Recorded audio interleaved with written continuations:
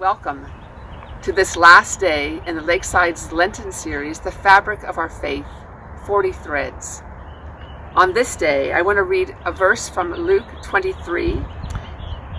It tells the story of Joseph of Arimathea, a man we have not heard of before in the story of Jesus.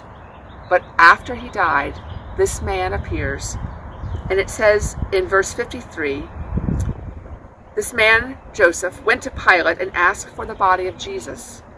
And then he took it down, wrapped it in a linen cloth, and laid it in a rock-hewn tomb where no one had ever been laid. And I wonder about that time, what it was like for the disciples.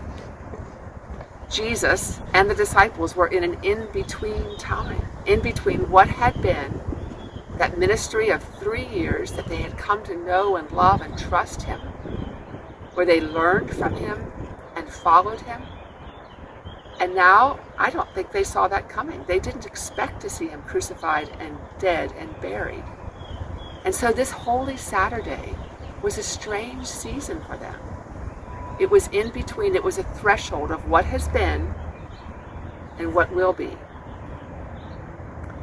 And I find that in this COVID-19 global pandemic season that we have found ourselves in, it feels like a threshold in between time. The life we remember is not what it is right now. We're isolated. We can't even gather for worship tomorrow morning. It's an in-between time. And we may feel uncertainty and sorrow and anxiety, just like the disciples did. But let me remind you, my friends, that God was not absent in that in-between time of the Saturday between Good Friday and Easter morning. And God is not absent today either.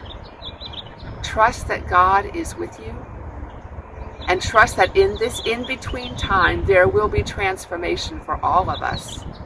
Life will be different, but God will still be in the midst of it. And rest in that.